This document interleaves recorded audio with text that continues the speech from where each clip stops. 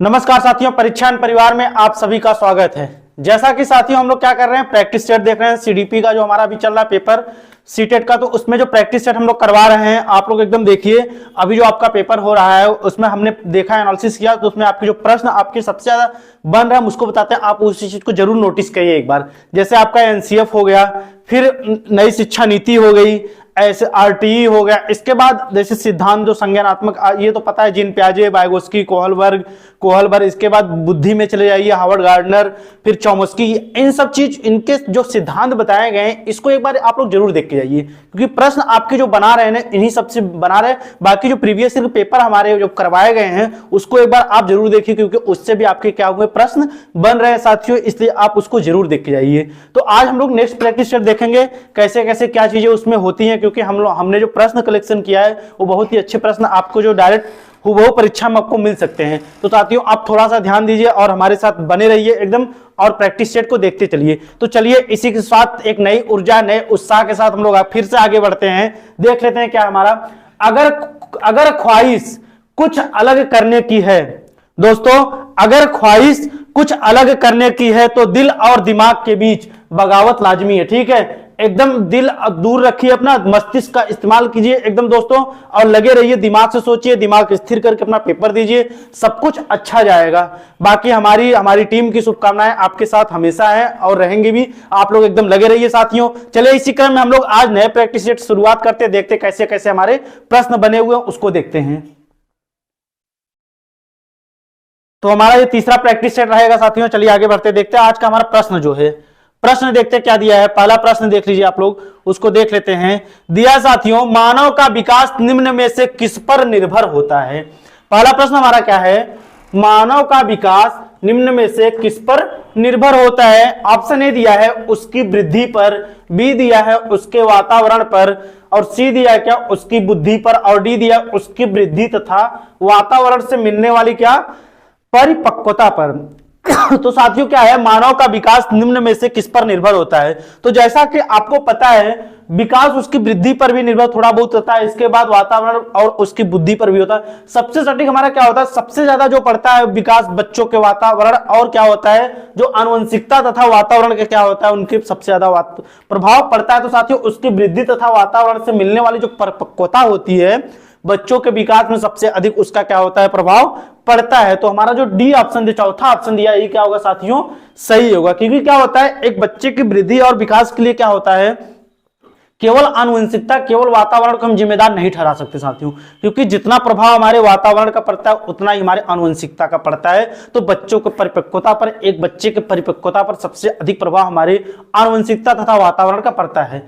तो ऑप्शन चौथा हमारा सही है। चलिए बढ़ते हैं, नेक्स्ट क्वेश्चन देखते हैं क्या हमारा दिया है दोस्तों, विकास कभी ना समाप्त होने वाली प्रक्रिया है, यह विचार किससे संबंधित है। विकास कभी ना समाप्त होने वाली प्रक्रिया है, यह विचार किससे संबंधित, हम उसको देख लेते हैं। ऑप्शन ए दिया है परस्पर संबंध का सिद्धांत, बी दिया है निरंतरता का सिद्धांत, सी दिया है एकीकरण का सिद्धांत, और डी दिया है आंशिक पुनः का सिद्धांत। तो जैसा कि दोस्तों कहा गया विकास के संबंध में, विकास कभी ना समाप्त होने वाली प्रक्रिया है। तो विकास क्या होता है, ये गर्भ से, मां के गर्भ से ही शुरुआत होती है और मृत्यु पर्यंत क्या होती है, विकास चलती है।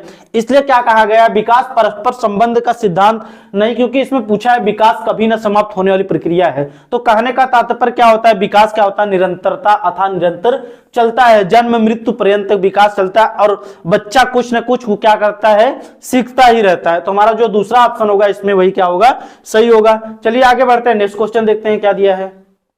दिया है आनुवंशिकता तथा वातावरण परस्पर हैं, आनुवंशिकता तथा वातावरण परस्पर हैं। देखते हैं क्या दिया है, एक दूसरे पर निर्भर हैं, एक दूसरे के पूरक हैं, एक दूसरे के सहयोगी हैं। तो आनुवंशिकता तथा वातावरण अभी हम बताए हैं, बच्चे के विकास तथा वृद्धि में दोनों की महत्वपूर्ण आवश्यकता होती है। तो क्या होते हैं, एक दूसरे पर निर्भर भी होते हैं, एक दूसरे के पूरक भी हैं, एक दूसरे के क्या है, सहयोगी भी हैं। क्योंकि बिना आनुवंशिकता तथा वातावरण के ही बच्चे का क्या होता है, विकास होता है, और ये प्रक्रिया क्या होती है, हमेशा साथ साथ चलती है। तो ये निर्भर भी आप एक दूसरे पर है, पूरक भी एक दूसरे के, और सहयोगी भी एक दूसरे के हैं। तो हमारा जो ऑप्शन दिया है ए बी सी तीनों सही होगा। तो देखते हैं, दिया चौथे में ये सभी, यही ऑप्शन क्या होगा साथियों, हमारा सही होगा। चलिए बढ़ते हैं, अगला क्वेश्चन देखते हैं क्या दिया है। सामाजिकरण की प्रक्रिया में उनको प्राप्त किया जाता है जिन्हें समाज में महत्व दिया जाता है। सामाजिकरण की प्रक्रिया में आगे डैश दिया है, प्राप्त किया जाता है जिन्हें क्या होता है, समाज में महत्व दिया जाता है। साथियों हम देखते हैं ऑप्शन ए दिया है मानकों को, बी दिया है विश्वासों को, सी दिया है मूल्यों को, और ऑप्शन चौथा दिया ये सभी। तो जैसा कि समाज की प्रक्रिया में उन सभी तत्वों को क्या होता है, प्राप्त किया जाता है, उनको महत्व देते। कौन कौन से तत्व हमारे होते हैं, तो समाज के मानदंड भी होते हैं, मानक जो निर्धारित किए वो भी होते हैं हमारे साथियों। बाकी समाज का विश्वास भी जो बना है एक चीज वो भी होता है, और जो मानवीय मूल्य निर्धारित किए गए हैं वो भी क्या होते हैं, शामिल होते हैं, उसको भी क्या होता है, महत्व दिया जाता है। तो साथियों जिसमें चौथा ऑप्शन हमारा ये सभी दिया है, यही क्या होगा इसमें सभी, क्योंकि समाज के कुछ मानक निर्धारित किए गए हैं, कुछ उसके विश्वास, कुछ मानवीय मूल्य निर्धारित किए गए हैं, तो हमारा जो चौथा ऑप्शन होगा यही क्या हो इसमें सही होगा। चलिए बढ़ते हैं, नेक्स्ट क्वेश्चन देखते हैं। विचार न केवल भाषा को निर्धारित करते हैं बल्कि उसे आगे भी बढ़ाते हैं। यह विचार किसके द्वारा मतलब रखा गया है, तो विचार न केवल भाषा को निर्धारित करते हैं बल्कि क्या करते हैं, उसे आगे भी बढ़ाते हैं। यह विचार किसके द्वारा निर्धारित किया गया है, तो क्या जीन पियाजे के द्वारा निर्धारित किया, क्या कोहलबर्ग के द्वारा, क्या वाइगोत्स्की के द्वारा, क्या पावलोव के द्वारा। तो साथियों विचार न केवल भाषा को निर्धारित करते हैं बल्कि उसे आगे भी बढ़ाते हैं। यह विचार किसके है, तो हमारे सामाजिक सांस्कृतिक विकास का सिद्धांत दिया है, किसने दिया है, लेव वाइगोत्स्की ने। यह संबंध किससे है, ये उन्हीं से संबंधित है। किससे संबंधित हमारा, लेव वाइगोत्स्की से। तो कौन सा ऑप्शन, जो तीसरा ऑप्शन होगा इसमें वही हमारा सही होगा, क्योंकि इसमें कहा है विचार न केवल भाषा को निर्धारित करता है बल्कि उसे क्या करता है, आगे बढ़ाता रहता है। ठीक है, तो हमारा ये ऑप्शन कौन सा होगा, तीसरा, वाइगोत्स्की। चलिए बढ़ते हैं, अगला क्वेश्चन देखते हैं। दिया है बाल केंद्रित शिक्षा द्वारा निम्नलिखित में से क्या संभव नहीं हो सकता है। पूछा साथियों बाल केंद्रित शिक्षा द्वारा क्या संभव नहीं हो सकता, उसको देख लेते हैं। ऑप्शन ए दिया है बाल मनोविज्ञान की सहायता से बच्चों के पाठ्यक्रम में सुधार, बी दिया है प्रत्येक बालक पर शिक्षक द्वारा विशेष ध्यान दिया जाता है, सी दिया है प्रत्येक बालक पर पृथक रूप से ध्यान नहीं दिया जाना, और डी दिया है क्या प्रत्येक बालक की विशेष आवश्यकता को समझना। तो बाल केंद्रित शिक्षा निम्नलिखित क्या संभव नहीं है, तो साथियों बाल मनोविज्ञान सहायता बच्चों पाठ्यक्रम सुधार बिल्कुल सही बात है। प्रत्येक बालक पर शिक्षक द्वारा विशेष ध्यान भी दिया जाता है, समावेशी शिक्षा, बाल केंद्रित शिक्षा, प्रगतिशील शिक्षा में इस चीज को क्या होता है दोस्तों, ध्यान दिया जाता है। तो हमारा ये भी ऑप्शन सही होगा। और प्रत्येक बालक की विशेष आवश्यकताओं को ध्यान रखकर ही पठन पाठचर्या जो हमारी कार्यक्रम होता है, चलता है, जो वो साथ साथ चलती है इसको भी, बल्कि क्या होता है प्रत्येक बालक पृथक रूप से ध्यान नहीं देता, प्रत्येक बालक को पृथक तुमको करना नहीं, अलग नहीं करता, और यहाँ पर क्या ध्यान नहीं देता। तो ऐसी बातें नहीं हो सकती साथियों। एक समावेशी कक्षा में क्या होता है, सभी बच्चे क्या होते हैं, समान होते हैं, समान अवसर उनको उपलब्ध कराना होता है। तो साथियों हमारा जो तीसरा ऑप्शन होगा ये क्या होगा, सही होगा। तो नहीं पूछा था साथियों, तो यही क्या होगा यहाँ पर तीसरा ऑप्शन जो दिया वही सही। चलिए आगे बढ़ते हैं, नेक्स्ट क्वेश्चन देखते हैं।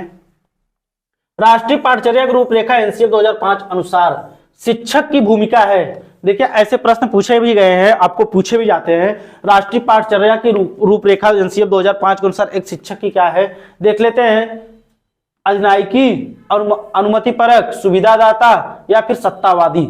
तो साथियों क्या होता है, एनसीएफ 2005 के अनुसार एक शिक्षक को किस रूप में जाना जाता है, परामर्शदाता के रूप में जाना जाता है, सुविधादाता के रूप में जाना जाता है। साथियों अजनायकी नहीं होता, अनुमतिपरक, समाजवाद, सत्तावादी भी नहीं होगा, बल्कि क्या होता है सुविधादाता या परामर्शदाता भी कहते हैं इसको, परामर्शदाता के रूप में क्या होता है उसको जाना जाता है साथियों। ठीक है, तो हमारा कौन सा ऑप्शन सही होगा, हमारा जो सी ऑप्शन दिया यही क्या होगा इसमें सही होगा। चलिए अगला क्वेश्चन देखते हैं क्या दिया है। दिया साथियों सृजनात्मक चिंतन होता है, सृजनात्मक चिंतन क्या होता है उसको देखते हैं। क्या उच्च अपसारी चिंतन है, क्या अपसारी चिंतन है, क्या मूल्यांकन है, कि भाषा विकास है। तो सृजनात्मक चिंतन हमारा क्या होता है साथियों, आपको पता होगा अच्छे से क्या होता है, ऐसे बच्चे क्या होते हैं वो सृजनशील होते हैं, उनमें कुछ नया करने क्या होती ललक होती है, वो कुछ ना कुछ हमेशा क्या करते हैं, नया करते रहते हैं। तो उनमें क्या होता है अभिसारी चिंतन नहीं पाया जाता साथियों, ना मूल्यांकन होता है ना भाषा भी, बल्कि उनमें क्या होता है उच्च अपसारी चिंतन। उच्च अपसारी चिंतन ऐसे बच्चों में, सृजनशील बच्चों में पाया जाता है। सृजनशील कहने का तात्पर्य यही क्या है, नवीन चीजों की खोज करना, नई नई चीजों की खोज करना। तो हमारा जो पहला ऑप्शन है यही क्या होगा इसमें सही होगा। चलिए बढ़ते अगला क्वेश्चन देखते हैं। दिया साथियों विज्ञान के प्रयोगों में सामान्य लड़के उपकरणों का नियंत्रण अपने हाथों में लेते हैं और लड़कियों से आंकड़ों को रिकॉर्ड करने अथवा बर्तनों को धोने के लिए कहते हैं। यह प्रवृत्ति क्या दर्शाती है, तो साथियों इसमें कहा गया है विज्ञान के प्रयोगात्मक जो कक्षाएं चलती है उसमें क्या होता है कि लड़कों को उपकरण नियंत्रण अपनाने हेतु क्या करते हैं, हाथ से कोई कार्य अपने हाथ में ले लेते हैं, भाई ये कार्य हम करेंगे। और लड़कियों से क्या होते हैं, आंकड़ों को रिकॉर्ड करने अथवा बर्तनों को धोने के लिए वो क्या करते हैं, कहते हैं। यह प्रवृत्ति क्या दर्शाती है, देख लेते हैं। लड़कियां नाजुक होने के कारण ऐसे काम करना पसंद करती हैं जिनमें ऊर्जा की खपत कम होती है। आगे दिया साथियों, लड़कियां बेहतरीन अवलोकनकर्ता होते हैं और बिना किसी गलती के आंकड़ों का रिकॉर्ड रखती हैं। ऑप्शन सी हमारा दिया है पुरुष और स्त्री रूढ़िवाद भूमिकाएं विद्यालय में भी होती हैं। डी दिया लड़के उपकरणों को ज्यादा कुशलता से संभाल सकते क्योंकि वे इस प्रकार के कार्यों को करने में प्राकृतिक रूप से सक्षम होते हैं। तो साथियों जैसा कि आपको पता होगा तो सबसे बड़ी बात इसमें क्या है, लड़कियां अलग कार्य करें, लड़के को अलग कार्य दिया जाए। ये क्या कर रहे हैं, जेंडर रूढ़िवादी धारणाओं को ही दर्शा रहा है। तो साथियों इसको क्या करना है, ये कहीं भी होती है, चाहे समाज में, चाहे स्कूल में, चाहे कहीं भी होती है, इसको क्या करना है, हमको खत्म करना है। इस चीज को, जेंडर रूढ़िवादिता जो है उसको खत्म करना है। और हमारे लिए क्या होते हैं, सभी बच्चे एक समान होते हैं, चाहे वो लड़की हो चाहे लड़का। तो हमारा जो तीसरा ऑप्शन दिया साथियों यही क्या होगा, इसमें सही होगा, क्योंकि यह क्या कर रहा है, पुरुष और स्त्री की रूढ़िवादी भूमिकाओं को दर्शा रहा है। चलिए आगे बढ़ते हैं, नेक्स्ट क्वेश्चन देखते हैं। आपकी कक्षा का एक छात्र पढ़ने में बहुत तेज है, वह 7वीं कक्षा में होते हुए भी 10वीं कक्षा के विषयों को आसानी से समझ लेता है। उसकी इस व्यक्ति विभिन्नता का कारण क्या हो सकता है।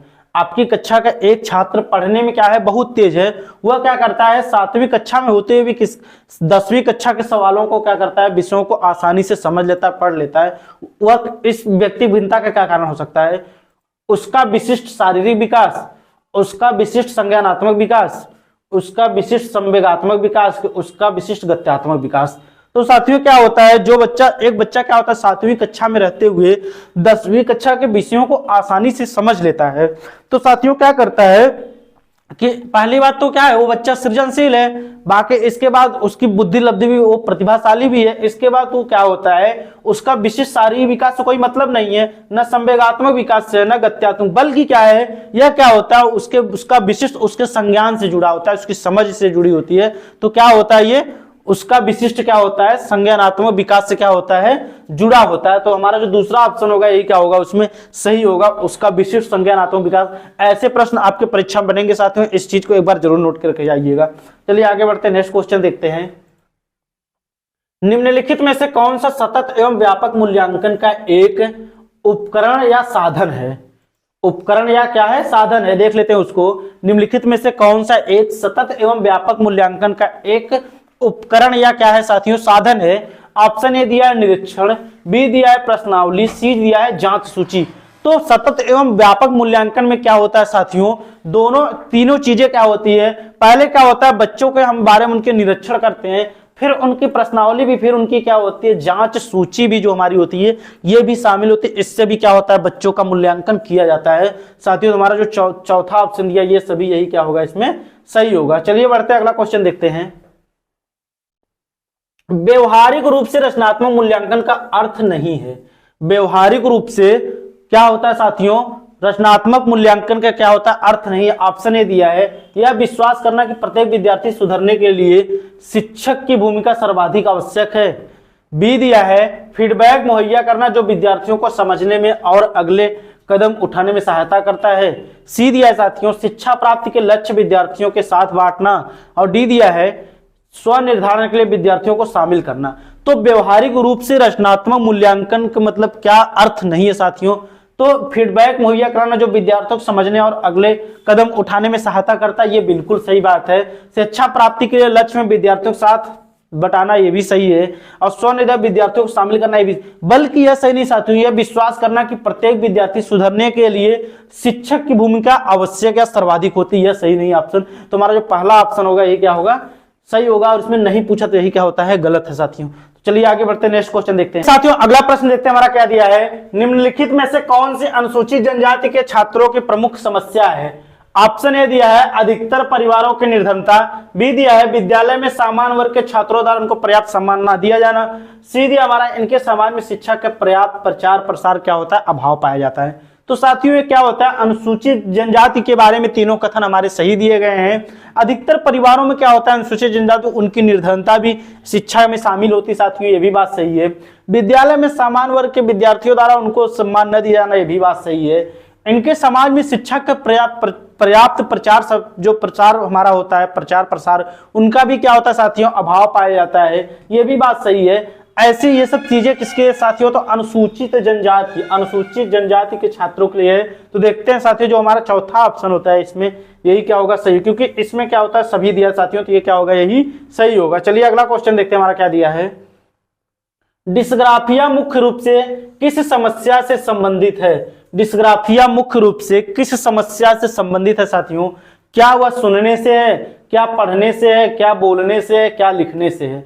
तो साथियों जैसा आपको पता होगा, कोई भी चीज हम अगर उसको लिखते हैं या बनाते हैं तो किस पर बनाते हैं, एक उस पर क्या होता है, ग्राफ ही तो होता है, वो क्या होता है, एक ग्राफ होता है। तो क्या होता है, आगे हम डिस लगा देंगे तो डिस ग्राफ हो जाएगा, ठीक है। तो साथियों क्या करते हैं, हम कोई भी चीज किस पे लिखते हैं, ग्राफ पर, एक ग्राफ पेपर आता है उस पर उस चीज को लिखते हैं, उसको नोट करते हैं साथियों। तो क्या होता है साथियों, यही क्या होगा, जो लिखने संबंधी अक्षमताएं होती हैं, यही हमारी क्या कहलाती है साथियों, डिस्ग्राफिया। लिखने संबंधित क्या डिस्ग्राफिया। और जो ये अक्षमताएं दी गई साथियों, इस चीज को आप एक बार जरूर नोट करके जाइए, क्योंकि आपको इससे एक प्रश्न जरूर आ रहे हैं आपके एग्जाम में। तो कौन सा ऑप्शन, चौथा ऑप्शन सही होगा। आगे बढ़ते अगला क्वेश्चन देखते हैं साथियों। साहचर्यवाद, अंतर्दृष्टिवाद एवं अस्तित्ववाद का संबंध निम्न में से किससे है?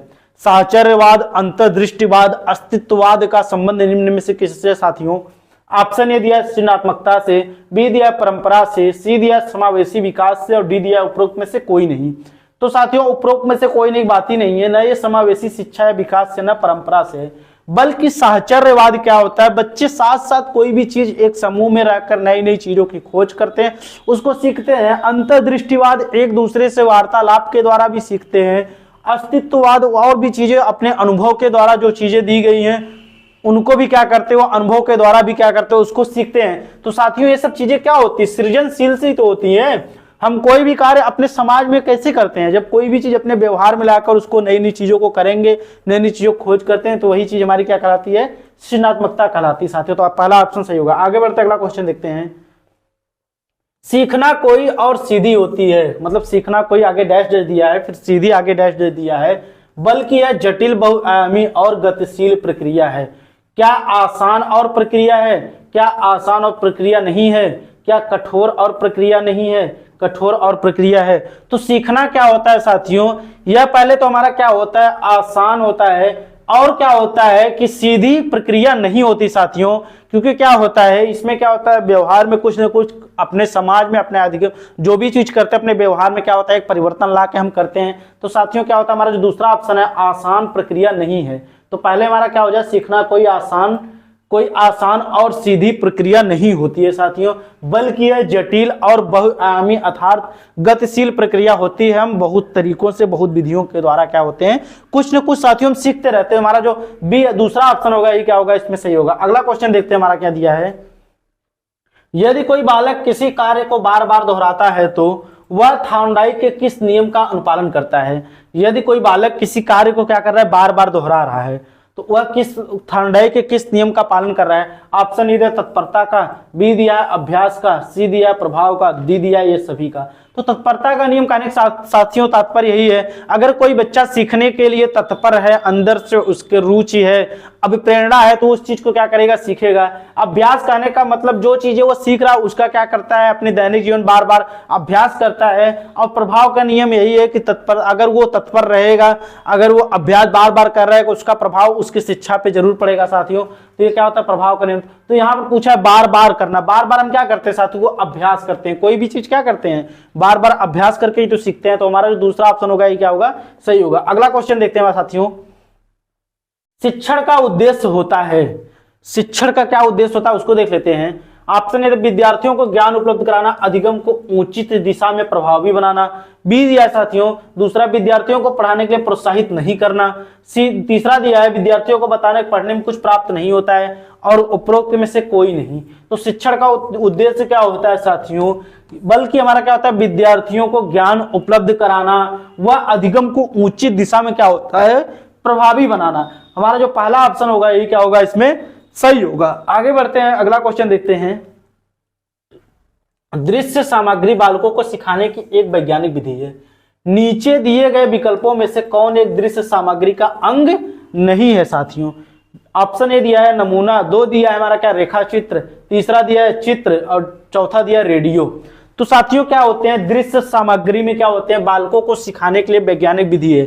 नीचे दिए कौन सा सामग्री नहीं है? तो साथियों नमूने क्या होते हैं, नमूने के द्वारा क्या होते हैं बच्चों को कोई चीज इकट्ठा करके कोई चीजें उसके ला के भी सिखा सकते हैं। रेखा चित्र के माध्यम से बच्चा सीखता है और क्या करता है चित्र के माध्यम से। बल्कि क्या होता है रेडियो, क्या होता है रेडियो हमारी दृश्य सामग्री में नहीं आती साथियों, इसको बच्चा कहीं से भी इसको सुनकर सीख सकता है। तो अंग नहीं है, तो साथियों ये जो चौथा ऑप्शन हमारा रेडियो यही क्या होता है दृश्य सामग्री का अंग नहीं है। अगला क्वेश्चन देखते हैं क्या दिया है। बच्चों में वैज्ञानिक सोच का विकास करने के लिए आवश्यक घटक है। बच्चों में वैज्ञानिक सोच का विकास करने के लिए आवश्यक घटक क्या है साथियों? ए दिया है बच्चों के समझ छोटी छोटी समस्याएं रखी जाएं। बी दिया है बच्चों के द्वारा किए गए संभावित समाधानों का परीक्षण किया जाए। सी दिया है बच्चों को संभावित समाधानों का निर्माण हेतु प्रेरित किया जाए। तो बच्चों में अगर वैज्ञानिक सोच का हमको विकास करना है साथियों, तो हमारा क्या होता है बच्चों के समझ छोटी छोटी अगर समस्याएं रखेंगे तो क्या करेगा सोच समझ अपनी सोच को विकसित करेगा, अपनी समझ को विकसित करके क्या समस्या को हल करेगा। बात सही है। बच्चों के द्वारा किए गए संभावित समाधानों का हमको परीक्षण किया जाए, बिल्कुल बात सही है। फिर क्या होता है बच्चों को संभावित समाधानों के निर्माण हेतु क्या होता है उनको अभिप्रेरित करना, ये भी बात हमारी सही है।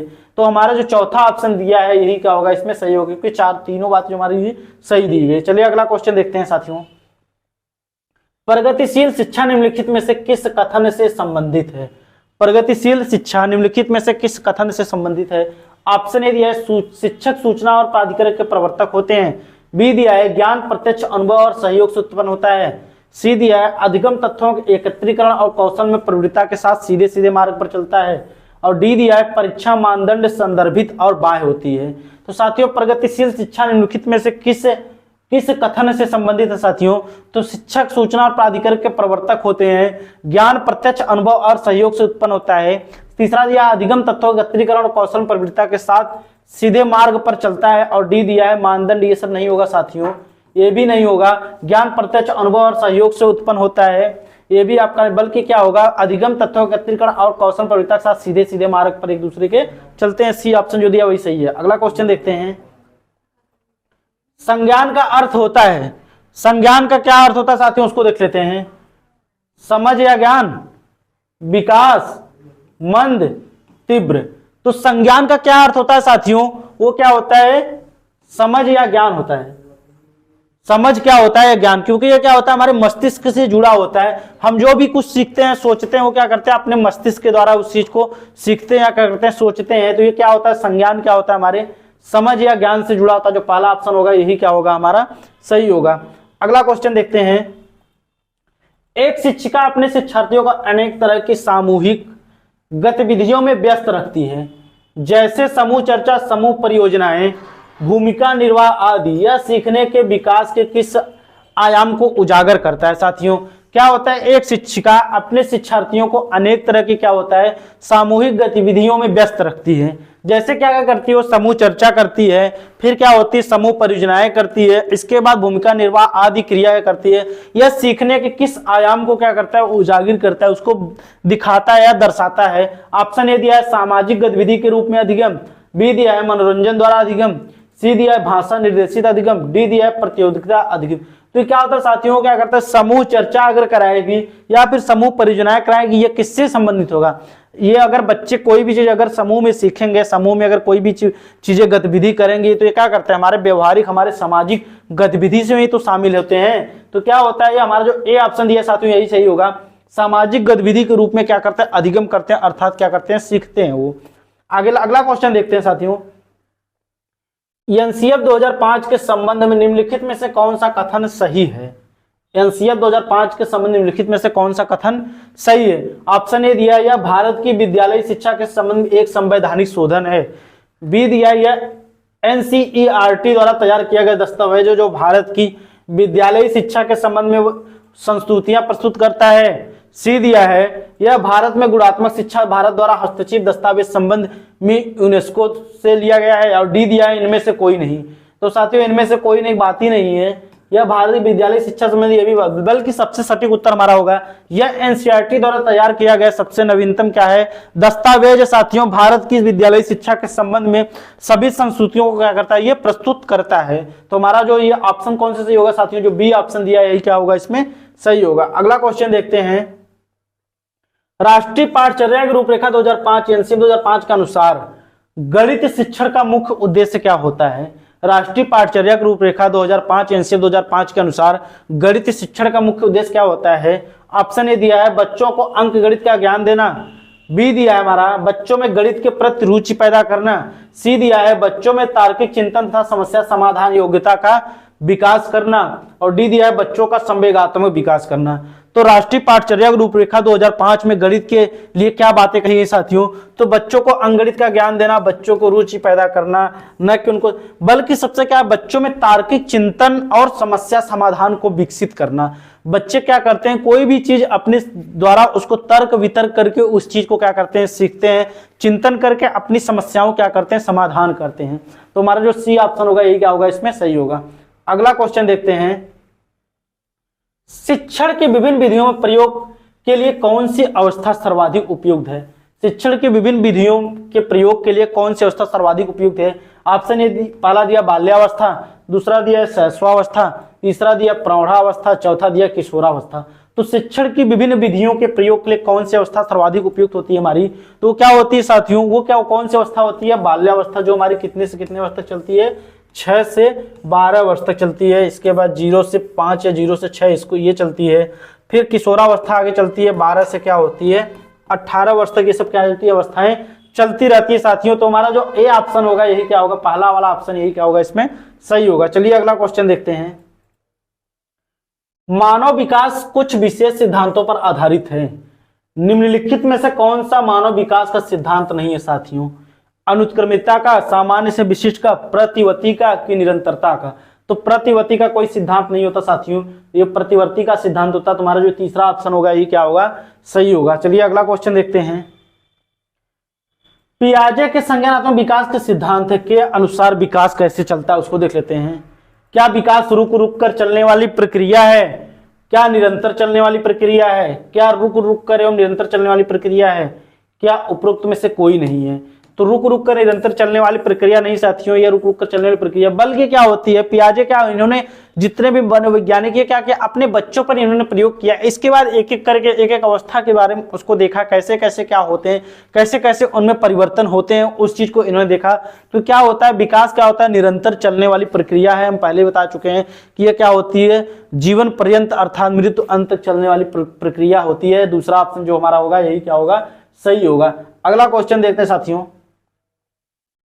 प्रोजेक्ट प्रणाली का प्रयोग निम्नलिखित में से किस शिक्षा पद्धति के अंतर्गत किया जाता है। प्रोजेक्ट प्रणाली का प्रयोग निम्नलिखित में से किस शिक्षा पद्धति के अंतर्गत किया जाता है। दिया पारंपरिक शिक्षा, बी दिया प्रगतिशील शिक्षा, तीसरा दिया वैदिक शिक्षा, या इनमें से कोई नहीं। तो वैदिक शिक्षा की बात ही नहीं, पारंपरिक शिक्षा की बात, बल्कि क्या होती है प्रगतिशील शिक्षा होती है। इसकी बात किसने कही है, तो अमेरिकन वैज्ञानिक कौन थे, जॉन डीवी ने क्या कही, इसकी बात कही है। किसने, जॉन डीवी ने। इन्होंने क्या बताया, इन्होंने इस बताया अपने शिक्षा में प्रगतिशील शिक्षा ये क्या होती है, प्रोजेक्ट प्रणाली के माध्यम से बच्चों को कोई प्रोजेक्ट देकर क्या होता है, कोई भी चीजें उनको बताई या सिखाई जाती है, तो कोई भी कार्य वो अपनी गतिविधि करके उसको क्या करते हैं आसानी से सीखते हैं। दूसरा ऑप्शन जो होगा हमारा यही क्या होगा सही होगा। अगला क्वेश्चन देखते हैं हम क्या दिया है, और हमारा लास्ट क्वेश्चन आज का, सभी बालकों में अभिवृत्ति होती है, सभी बालकों में एक अभिवृत्ति क्या होती है, क्या एक समान होती है, क्या एक समान नहीं होती है, क्या समरूप होती है, कि इनमें से कोई नहीं होती है।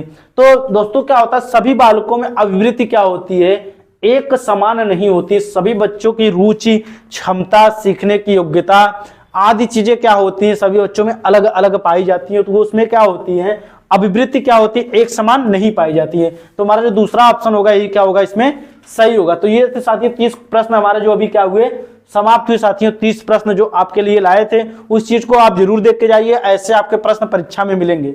तो साथियों आज हमारे 30 प्रश्न समाप्त हुए। तो हमारे चैनल को आप सब्सक्राइब बिल्कुल कीजिए, लाइक कीजिए, कमेंट कीजिए और शेयर जमकर कीजिए साथियों। शेयर करना एकदम बिल्कुल ना भूलें और नोटिफिकेशन ऑन कर लीजिए और शेयर बिल्कुल करते रहिए साथियों। तो आज के लिए बस इतना ही। आप सभी का बहुत बहुत धन्यवाद।